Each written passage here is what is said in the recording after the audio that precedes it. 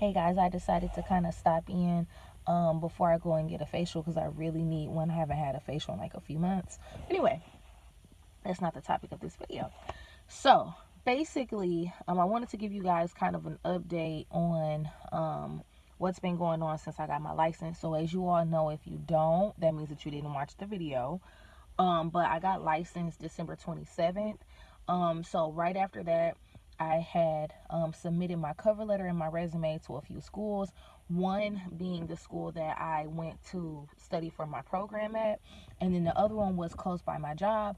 But I'm in Michigan, and there's not a lot of schools in where I live at. There's not a lot of schools for me to apply to. Like, there's like one other school that I didn't apply to, but to be honest, it's because I didn't want to work there. And to me, I'm really trying to work on having the abundance mindset versus the scarcity mindset, meaning I don't want to just apply to anything, even if I don't want it, just because I have a fear of not getting the job that I really want at the pay that I really want. So, that being said, I'm not applying somewhere I don't want to be. So, it's been a while because, like, as y'all know, I think like today is what, the 22nd of January. So it's been like a slow moving process for a few reasons, few that I'm not going to discuss, and then some that I can discuss. Though is like, I feel like at one school that I dropped off my resume and cover letter to was like, oh, she said she was gonna call me later that week. She never did. So I wind up calling her today, and I'm like, well, in my mind, and I'm gonna just be honest with y'all, when they asked like what I wanted to get paid, I'm like, I said it, and I'm like, well, I don't know if I'm out their price range or what, but either way it goes, with my new mindset that I have or that I'm trying to have, I'm just like, I can't do it. So let's talk about this mindset real fast because I don't want this video to be too long, and I want to kind of get in here to get a walk-in spot for a facial. So, I have a client who is a doctor, and she was checking up on me and everything last week when she got her hair done, and was asking like, well, what's been going on and how's school been going? And I told her I finished. So fast forward. So I was just telling her, I was like, I really feel like maybe they may question why I'm asking what I'm asking for in my hourly rate because of what I currently get paid. Because there's a big gap between what I'm asking for and what I currently get paid. And she literally said, so what? And she was like, you're applying in a different industry. Yes, it's still in the beauty field, but I'm going from a stylist to a teacher. So she was like, you have all right to ask for what you want to ask for. And she was like, women, when we ask for money, we always think about other people. We never go in there like a man. A man will clearly state that money motivates him. We don't say that. For whatever reason, we never say that. And she was like, why can't we go in there and say money motivates us too? Because to be honest, it does. And she was like, how can you do your job effectively if you're worried about how you're going to pay your bills, how you're going to eat, how you're going to take care of your family because you're not making enough money? And she was like, you only get what you negotiate. I was like, boom. And she was the first one that brought up the scarcity versus abundance mindset to me. And it's crazy that I didn't know this already, but whatever, because I love learning. So she's like, scarcity makes you think like, oh my gosh, what if I don't get this job? But abundance is like, okay, what if they don't get me? There's other jobs out here. That takes me back to my point when I was like, oh, there's one school that I could very well apply to, but I don't want to work there for a few reasons. And it's like, scarcity mindset will have me go apply there anyway. So I'm like, well, I really want a job. I really need a job. Like, I seriously do. And but abundance is like, no, fam, we're not doing that. We're not doing that.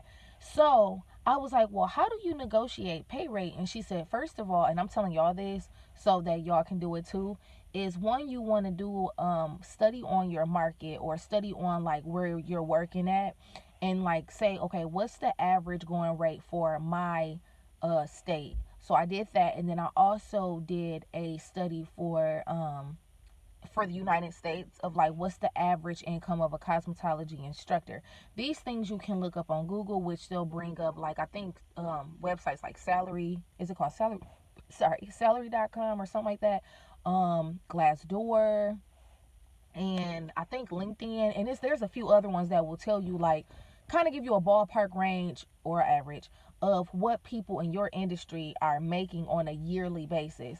So, which they can kind of break it down into like what your hourly income is. Why say hourly? Your hourly rate. I'm sorry, not income, our hourly rate. So she was like, that's the first thing that you need to do before you go in there and negotiating. And then she said also, because she was like, you went to school, you sacrificed for this. And she was like, why ask for a couple dollars more when you need to ask for way more than that? So I'll give you guys an example. So, or you know what, I'm gonna just be transparent, okay? I currently make $10 an hour, right? And to be honest, I was gonna lowball myself, and I was like, well, maybe like the lowest that I should ask for is 15. And she said, Higgs, no, I don't do that. She was like, because you can easily go work somewhere else or climb up where you currently work at and make that couple extra dollars and start making $15. She was like, or you can open up your own business and easily make that $15. She said, no, your lowest needs to be $18. And I was like, okay, so pause right here, y'all. So a lot of times, I don't know if this is for y'all. I mean, I don't know if this is like that for y'all, but I know it's for me. Like sometimes I feel like I'm not worth what I'm asking for, so I don't ask for it, because in my mind I'm like, well, I don't think I should be asking for that because I haven't really been doing this that long, or I don't really have the credentials of other people. So what? Like, there's people that are underqualified, but because they have the gift of gab, meaning they know how to run their mouth, they get what they're asking for. And they prove themselves later. And it's like, I am worthy of asking for at least 18 freaking dollars. You know what I'm saying? That's not even a cap. So that's not even the cap of what I'm asking for. Because basically what she was saying was, and you'll find when you do your research as well on negotiation, you need three prices. One is your ideal price, that what you really, really want to make. Your second price is the where you can negotiate at. We're like, okay, this is a happy medium between me and them. Your third one is, if they mention any number below this, I'm not taking that job.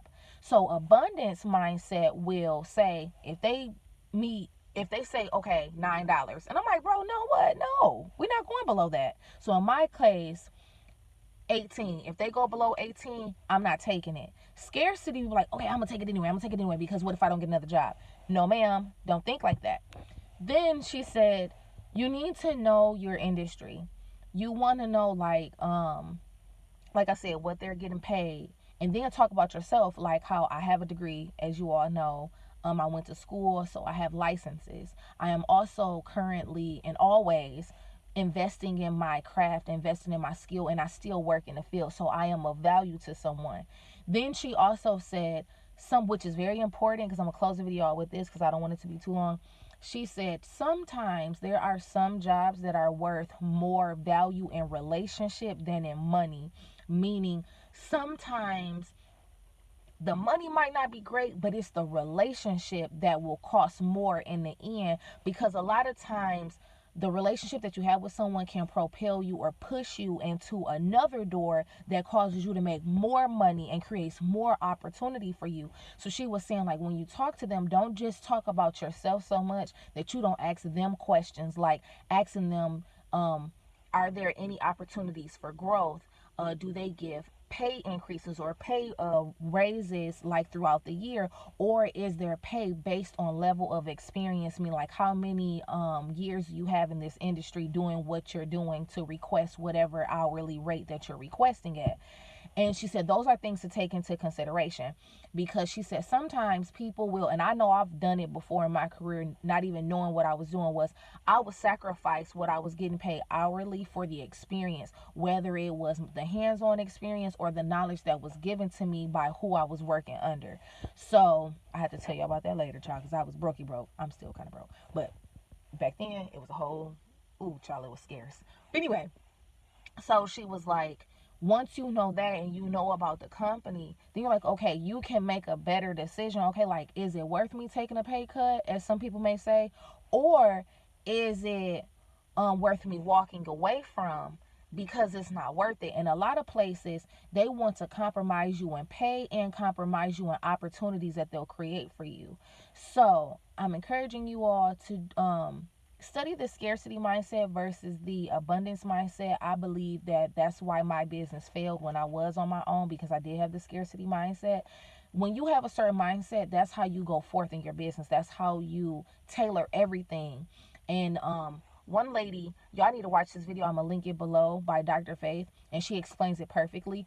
But she was talking about Amazon, and she was like, Amazon ain't fighting you over no refund. They gonna give you your money back. Versus other businesses are like, no, they want to fight with you about it. But she says that their whole business is mapped around the abundance mindset.